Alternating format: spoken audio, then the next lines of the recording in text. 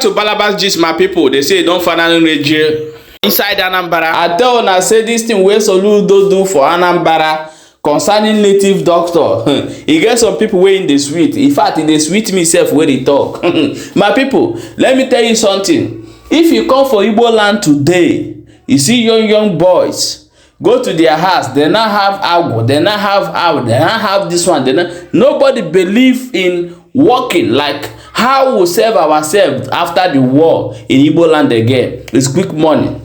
Go and do it. Go and meet that baba, make him do something. And where we learn this thing? Now that one I don't know. So for this one, where Soludo do, are they support of it? I want to play this video, maybe watch with this our brother talk. And before we will come back and continue.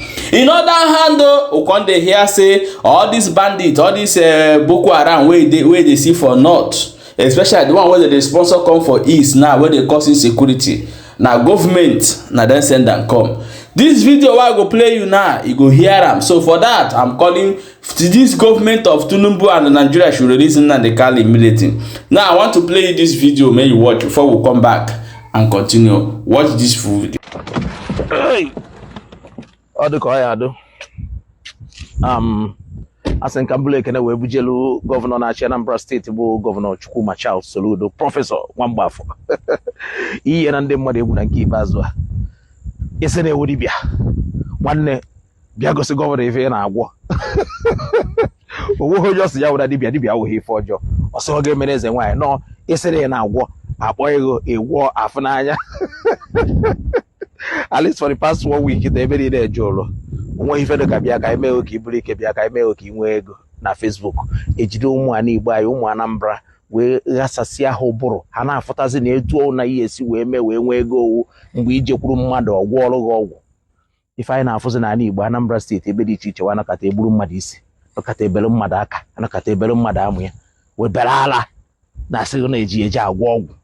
Kedu ife mmadụ ya eme wole aka mmadụ gwọrọ ọgwụ nwe ego onye biri ego a amụm ife bere ejidere ụbụrụ ọgbọ kịta ghasa jee gbaa odibo cha jee mụọ ọrụ aka cha jee gụọ akwụkwọ cha idono ha gwọrọ ọgwụ ha ebu ite idebe ite inwezi ego ụbụrụ ọtụtụ n'ime ụnụ nya nọtụpụrụ na onye na-agwọrọ ọgwụ ka inwe ego jụọ ya n'ezie ogbenye anọghị what is possible?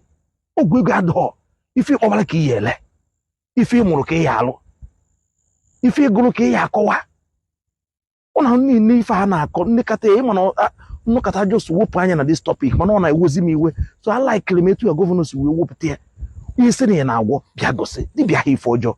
Je no maka je juo maka onya na akpọ dibia chinwobo no mba na aguleri. Dibia o dibia. On the dibia na agwo ndị ahụ adọọ.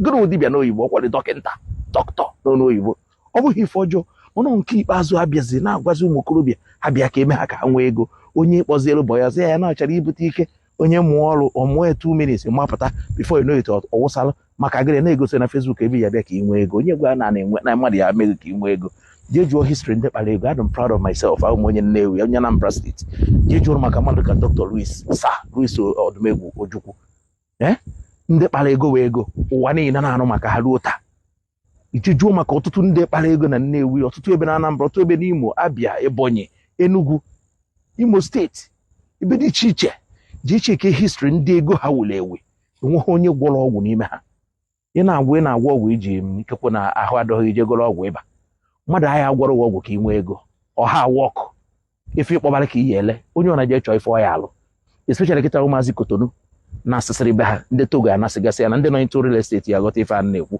gịnị ka ha ji na ego be anyị mebiri opportunity our youths nwere kịta iji wee jee mụọ ọrụ plumbing ọrụ screeding POP wiring na ụmụ ife ndị a ha na-emegasịrị anyị tiling ịmụọ ya ọbalụ ọ bụghị na agaghịrị ndị mara na-asị oge bịa ka emere oke inwe ego ebe dị onye mụrụ nke ozu na-emewe ife nwa gịnị ka a na-akọ nwanne ọwụ ọgwụsọ nke a kama na-asụ na-esi na nke a pụta eweba anyị na nke ọzọ gọvanọ anyị ife ọzọ ya emela anyị n'isi na nke ndị dibịa adịgboroja apụta ịbaịkwa na nke ndị amụma Monde akpọ ndị mmadụ wụsa gwa ha na-eme Monday program Tuesday vigil Wednesday program Thursday nke nwa ke time anyị eji gba mbọ nsogbu dị na be anyị nya mere poverty ji wee bịazie nweta anyị n'ike afa enu elu aka na elu aka ị na-agwa ndị mmadụ ha gada a na-ama aka Monday na-ama aka, Tuesday na-ama aka. Ka ebe ego ahụ esi pụta a na-agwa mmadụ mepe ọnụ gwa youth ebe ha gadara n'ọnda ofu auditorium na-eyi enweta miracle alert, somebody will remember you, amen, gịnị nwanne, amen. Ọ dịghị possible. I'm a Christian, that I'm proud. Ịghọtago, mana ịpụta ụbọchị ụka ije chọọ ụka ịnaba.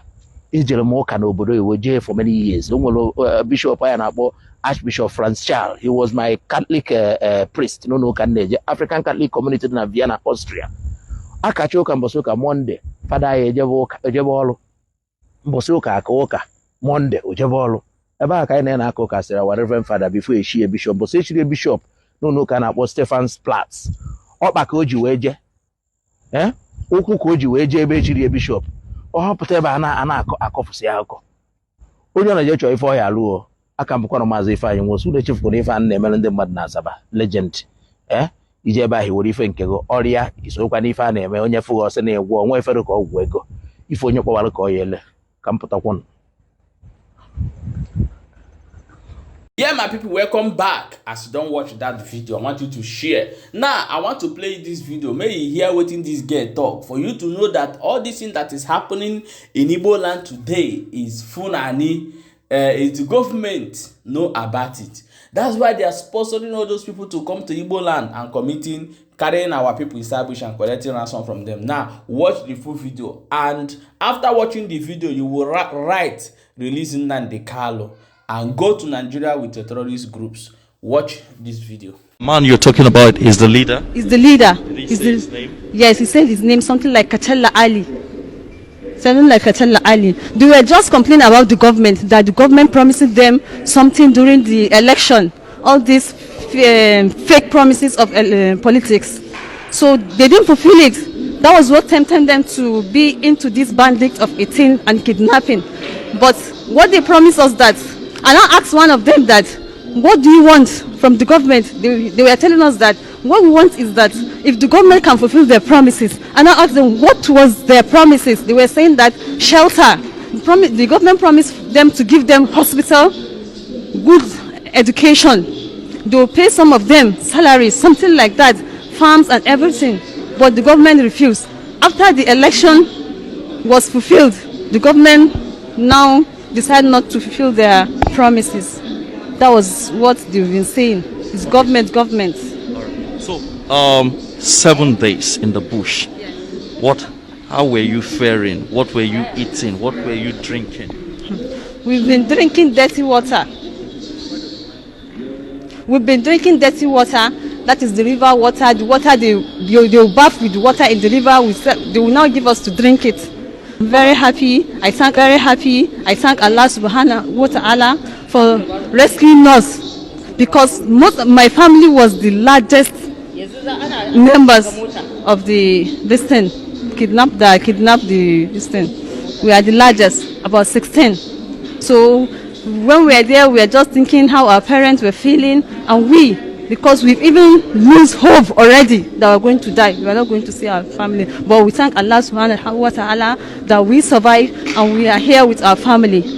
But my advice is for the government now. Please, the government should do something very fast, because these people are dangerous. What we are seeing is that most of the arms you people are not expecting they have it. And they can deal with any other person.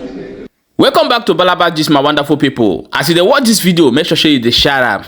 When I don't say say wetin dey happen for Nigeria, na the more way you dey look, the less way you go dey see. Things dey happen all corner for inside this Nigeria.